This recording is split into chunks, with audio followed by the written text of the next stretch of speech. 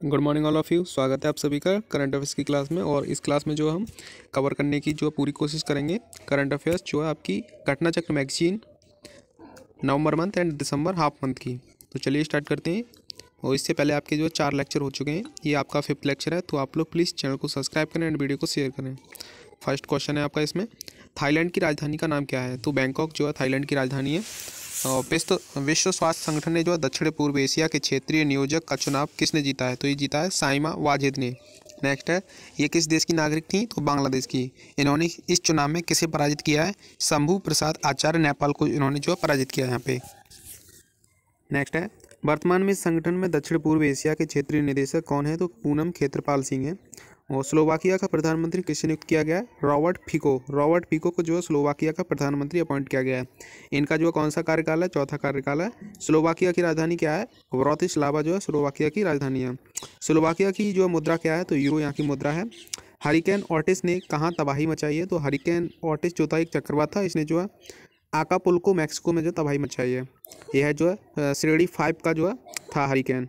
किस देश के प्रधानमंत्री कैटरीन जैक्स डॉटर समान वेतन की मांग कर रही हैं और महिलाओं की हड़ताल में शामिल हुई? तो आइसलैंड की राजधानी जो है रेक्याविक है।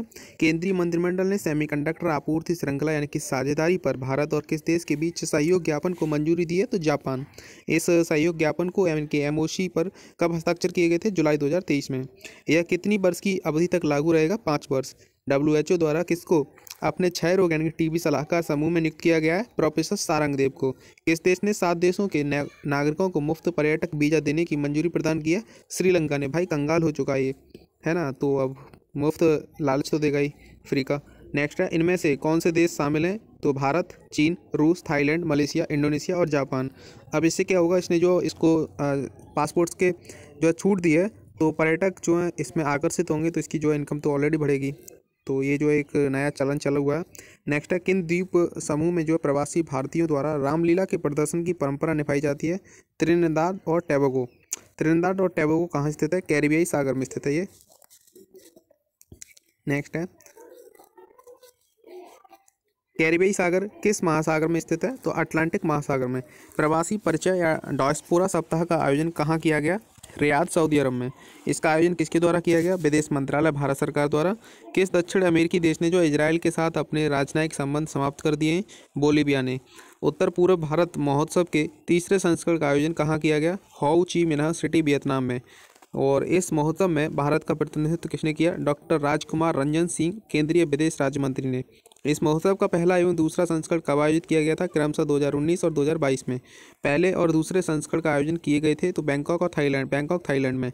किस देश ने जो है भारत और ताइवान के को जो है वीज़ा फ्री अनुमति प्रदान की है? थाईलैंड ने। यह कब तक प्रभावी रहेगा? 10 नवंबर 2023 से 10 मई 2024 तक। किस देश की एक अदालत ने भारतीय नौसेना के 8 पूर्व कर्मचारियों को मृत्युदंड की सजा सुनाई है? कतर ने, लेकिन इस पर हाल ही में रोक लगा दी गई है। कतर की राजधानी कहाँ है? दोहा। इस संस्थान ने जो inter connected disaster risk report 2023 जारी की है। तो संयुक्त राष्ट्र university institute for environment and human security ने UNUEHS की स्थापना कब की गई थी? वर्ष 2003 में। सुल्तान इब्राहिम सुल्तान इस्कंदर को जो है किस देश का नया राजा चुना गया है? मलेशिया। भारत और यूरोपीय संघ के मुख्य मध्य जो है पहला संयुक्त नौसैनिक अभ्यास कहाँ आयोजित किया गया? गिनी की खाड़ी में। इस अभ्यास में भारत का प्रतिनिधित्व किसके द्वारा किया गया? INS सुमेधा के द्वारा। इस अभ्यास में यूरोपीय संघ EU की तरफ से किन किन देशों ने हिस्सा लिया? इटली, फ्रांस और स्पेन ने। नेक्स्ट है, किसने जो है investor risk reduction access platform शुरू किया? भारतीय प्रतिभूति और विनिमय बोर्ड सेबी ने। यह प्लेटफॉर्म जो है कहाँ शुरू किया गया? बॉम्बे स्टॉक एक्सचेंज यानी कि BSE के द्वारा। BSE की स्थापना जो 1875 में की गई थी। और सेबी कैसी संस्था है? तो वैधानिक संस्था है। जम्मू और कश्मीर के किस जिले की केसर को जो है GI टैग प्रदान किया गया है? किश्तवाड़ जिले की। Rapid innovation and startups expansion कार्यक्रम कहाँ लॉन्च किया गया? नई दिल्ली में। इस कार्यक्रम को जो है किसके द्वारा लॉन्च किया गया था? अटल इनोवेशन मिशन नीति के द्वारा। यह कार्यक्रम किन देशों में जो चक्री अर्थव्यवस्था प्रौद्योगिकियों पर काम करने वाले स्टार्टअप्स को सहायता प्रदान करेगा? भारत और ऑस्ट्रेलिया। किस एयरलाइंस पर 10 लाख रुपए का जुर्माना लगाया गया? एयर इंडिया पे। यह जुर्माना किसने लगाया? नागरिक उड्डयन महानिदेशालय ने। भारतीय पेटेंट कार्यालय यानी कि आईपीयू ने नवंबर 2023 तक सबसे अधिक कितने पेटेंट प्रदान किए? 41,010। भारत में पेटेंट प्रणाली किस अधिनियम द्वारा जो शासित होती है? तो पेटेंट अधिनियम 1970। एनपीसीआई में ने जो है कितने वर्ष तक निष्क्रिय यूपीआई खातों को बंद करने के निर्देश दिए हैं? तो एक। इसमें जो एक एनपीसीआई ने इसके लिए कब तक समय दिया? 31 दिसंबर 2023 तक। नेक्स्ट है एनपीसीआई का पूर्ण रूप क्या है? National Payments Corporation of India. अक्टूबर 2023 में जो है थोक मूल्य सूचकांक डब्ल्यूपीआई पर आधारित मुद्रास्फीति दर कितने प्रतिशत दर्ज की गई है? 0.52% तक। डब्ल्यूपीआई का आधार वर्ष क्या है? तो वर्ष 2011 से 12 तक इसका आधार वर्ष है। नेक्स्ट है संपूर्ण सूचकांक किसके द्वारा जारी किया गया है? तो ये सिडबी के द्वारा। सिडबी ने यह सूचकांक किसके साथ मिलकर लॉन्च किया है? तो जोक्टा के साथ। यह सूचकांक जो है किससे संबंधित है? एमएसएमई के आर्थिक क्रियाकलाप से। सिडबी का विस्तृत रूप क्या है? भारतीय लघु उद्योग विकास बैंक। इसका मुख्यालय लखनऊ में है। एमएसएमई का विस्तृत रूप क्या है? तो सूक्ष्म लघु और मध्यम उद्यम। एनपीसीआई द्वारा यूपीआई सेफ्टी एम्बेसडर किसे नियुक्त किया गया? पंकज त्रिपाठी को। एनपीसीआई का पूर्ण रूप क्या है? National Payments Corporation of India. 60वीं नेटवर्क प्लानिंग ग्रुप की बैठक कहाँ आयोजित की गई? नई दिल्ली में। इस बैठक की अध्यक्षता किसके द्वारा की गई है? श्रीमती सुमिता डाबरा के द्वारा। यह बैठक किस विषय पर आधारित थी? तो कुशल लॉजिस्टिक्स के क्षेत्रीय योजना पर। ओपन एआई की आंतरिक मुख्य कार्यकारी अधिकारी जो किसे नियुक्त किया गया? मीरा मुराती को। ये पद पर किसका स्थान ग्रहण करेंगी? सैम ऑल्टमैन का। ओपन एआई की स्थापना कब हुई थी? वर्ष 2015 में। इसका मुख्यालय कहाँ है? सैन फ्रांसिस्को में। लद्दाख में पाए जाने वाले किस फल को जो है जीआई टैग प्रदान किया गया है? तो सीबक थॉर्न को। महिला उद्यमियों को सशक्त बनाने के लिए भारतीय कॉर्पोरेट कार्य संस्था आईआईसीए ने किसके साथ समझौता ज्ञापन पर हस्ताक्षर किया है? लिन कैंप्स स्टार्टअप्स ट्रस्ट और भारतीय महिला उद्यमी अंतर्राष्ट्रीय चैम्बर्स इंडिया के द्वारा। इस समझौते ज्ञापन पर हस्ताक्षर कहाँ किए गए? मानेसर हरियाणा में। उत्तर प्रदेश की नई एफडीआई नीति के तहत लाभ पाने वाली पहली कंपनी कौन बनी है? तो फूजी सिल्वर टेक भारतीय जापानी कंपनी बनी है। नेक्स्ट है यह किस प्रकार की कंपनी है? तो प्रीकॉस्ट कंक्रीट उत्पादन करने वाली कंपनी है। नेक्स्ट क्वेश्चन है नई एफडीआई नीति के तहत कितने प्रतिशत की रियायती दरों पर जो है कंपनी को जमीन उपलब्ध होगी? 75%। देश में एफडीआई प्राप्त करने के मामले में उत्तर प्रदेश का कौन सा स्थान है? तो 11वां। देश में शीर्ष एफडीआई प्राप्तकर्ता राज्य कौन सा है? क्रमशः महाराष्ट्र, कर्नाटक और गुजरात। किसने अपनी पहली महत्वपूर्ण इंडिया फाइनेंस रिपोर्ट 2023 जारी की है? Centre for advanced financial research and learning. इस रिपोर्ट्स की थीम क्या है? Connecting the last miles non banking financial companies in India. CAFRAL ने जो एक स्वतंत्र निकाय के रूप में कब से कार्य करना शुरू किया? वर्ष 2011 से। इसकी स्थापना किसके द्वारा की गई थी? भारतीय रिजर्व बैंक यानी कि RBI वर्ष 2006 से। नेटवर्क प्लानिंग्स ग्रुप NPG की जो है 59वीं बैठक कहाँ आयोजित की गई है? तो नई दिल्ली में। यह बैठक किस योजना के अंतर्गत की गई थी? PM गति शक्ति। फिच ने जो है वर्ष 2019 से 2027 के लिए भारत की मध्यावधि GDP वृद्धि अनुमान बढ़ाकर कितना कर दिया? 6.2%। पूर्व में यह अनुमान कितना था? 5.5% था। किसने from startup to scale up role of digital India and opportunities ahead शीर्षक से जो रिपोर्ट जारी की है? तो software technology parks of India ने। STPI ने। STPI किस मंत्रालय के अधीन कार्य करता है? तो इलेक्ट्रॉनिक्स और सूचना प्रौद्योगिकी मंत्रालय के अधीन। किसने global landscape of climates financials 2023 report जारी की है? तो क्लाइमेट्स पॉलिसी इनिशिएटिव ने। इस रिपोर्ट के अनुसार वर्ष 2021-22 में जो औसत वार्षिक जलवायु वित्त प्रभाव बढ़कर कितना हो गया है? $1.3 ट्रिलियन। वर्ष 2019 से 2020 की तुलना में यह लगभग कितने गुना है? तो 2 गुना। वृद्धि के बावजूद यह वैश्विक GDP का कितना भाग है? मात्र 1%।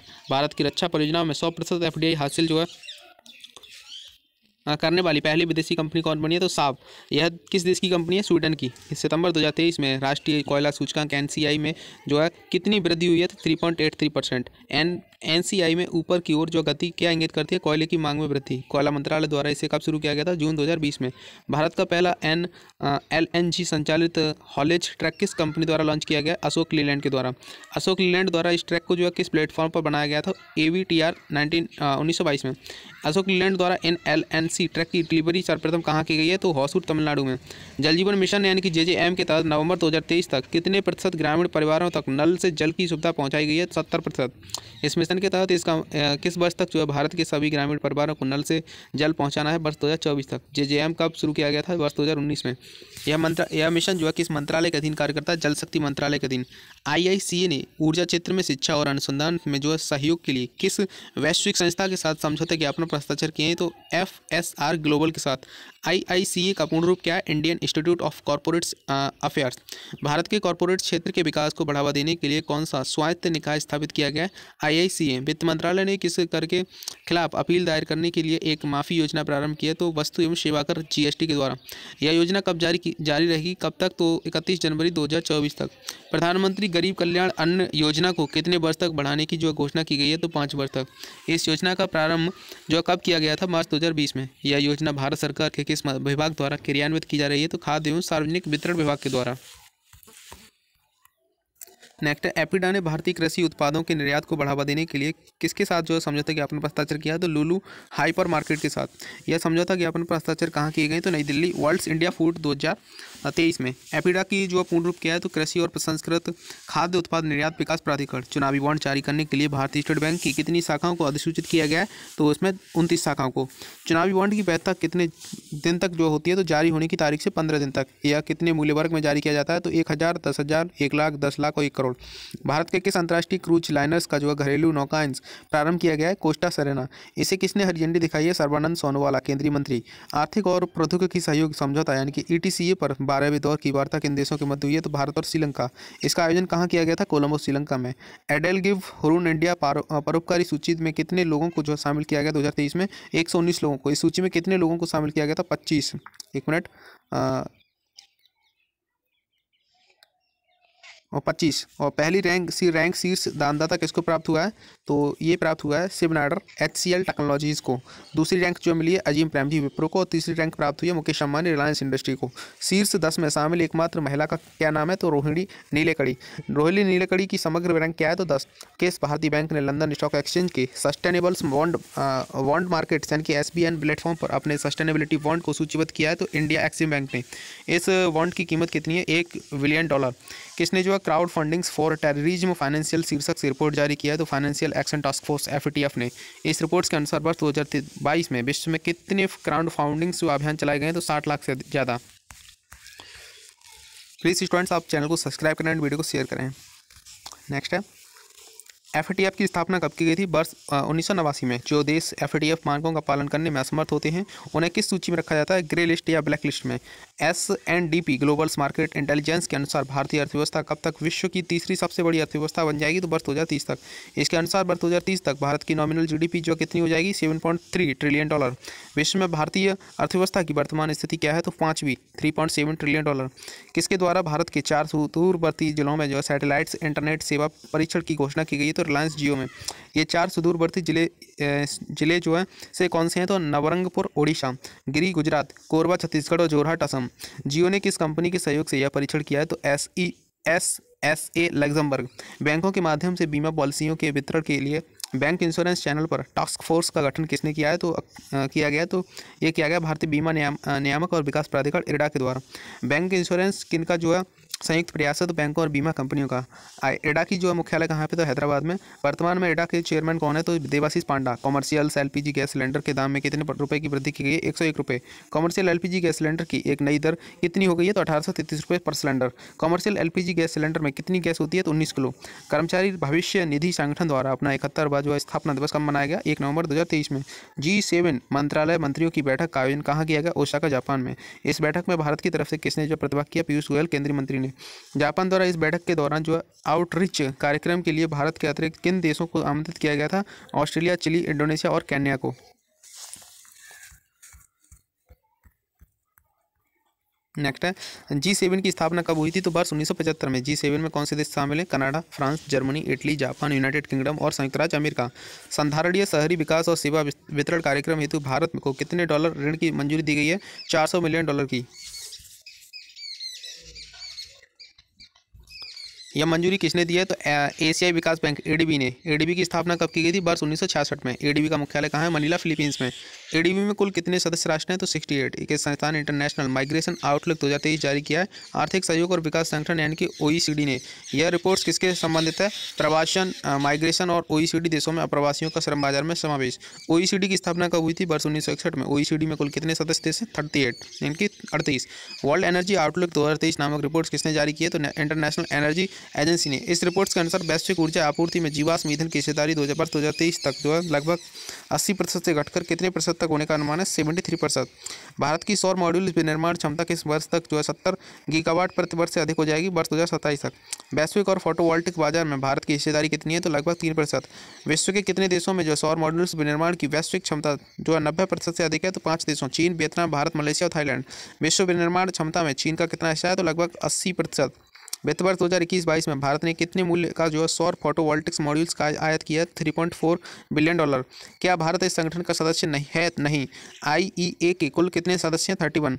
रबी सीजन 2023-24 के लिए उर्वरकों पर कितने रुपए की सब्सिडी का अनुमान लगाया गया है? तो 25 अक्टूबर 2023 तक कितने का लगाया गया है? तो ये लगाया गया है टोटल इसमें 22,303 करोड़ रुपए का। नाइट्रोजन के लिए कितनी सब्सिडी प्रति किलोग्राम निर्धारित है? तो 47.2 रुपये। फॉस्फोरस के लिए कितनी जो है सब्सिडी प्रति किलोग्राम निर्धारित है? 20.82 रुपये। पोटास के लिए जो है 2.38 और सल्फर के लिए 1.89। मध्य प्रदेश सड़क नेटवर्क परियोजना को गति देने हेतु कितने डॉलर ऋण की मंजूरी दी गई है? तो 175 मिलियन अमेरिकी डॉलर की। यह मंजूरी किसने दी है? तो एशिया विकास बैंक यानी कि ADB ने। किसने डार्क पैटर्न्स वस्टर्स हैकाथॉन्स 2023 का शुभारंभ किया? उपभोक्ता मामले विभाग ने। किसके सहयोग से इसका शुभारंभ किया गया? IIT BHU के द्वारा। वर्ष 2023-24 की प्रमुख खरीफ फसलों के उत्पादन के प्रथम अग्रिम अनुमान किसके द्वारा जारी किए गए? कृषि और किसान कल्याण मंत्रालय के द्वारा। कुल खाद्यान्न उत्पादन 1485.69 लाख मीट्रिक टन। चावल का हुआ है 10.13 लाख मीट्रिक टन। मक्का का 224.82 लाख मीट्रिक टन। अरहर का 34.21 लाख मीट्रिक टन। मूंग का 14.5 लाख मीट्रिक टन। उड़द का 15.5 लाख मीट्रिक टन। तिलहन का 215.33 लाख मीट्रिक टन। मूंगफली का 78.29 लाख मीट्रिक टन। सोयाबीन का 115.28 लाख मीट्रिक टन। गन्ना का 4393 लाख मीट्रिक टन। कपास का 316.57 लाख गांठें प्रत्येक 170 किलोग्राम। पटसन और मेस्ता 91.91 यानी कि 91.91 लाख गांठें प्रत्येक 180 किलोग्राम। भारत में एप्पल आईफोन का उत्पादन किस कंपनी द्वारा किया गया है? टाटा समूह के द्वारा। टाटा समूह ने किस इलेक्ट्रॉनिक्स विनिर्माण कंपनी का अधिग्रहण किया है? विस्ट्रॉन का। विस्ट्रॉन किस देश की कंपनी है? ताइवान की। तो ओके स्टूडेंट, समसामयिक घटना चक्र में आज की क्लास में इतना। नेक्स्ट क्लास में जल्दी जो है कवर करेंगे। Thank you.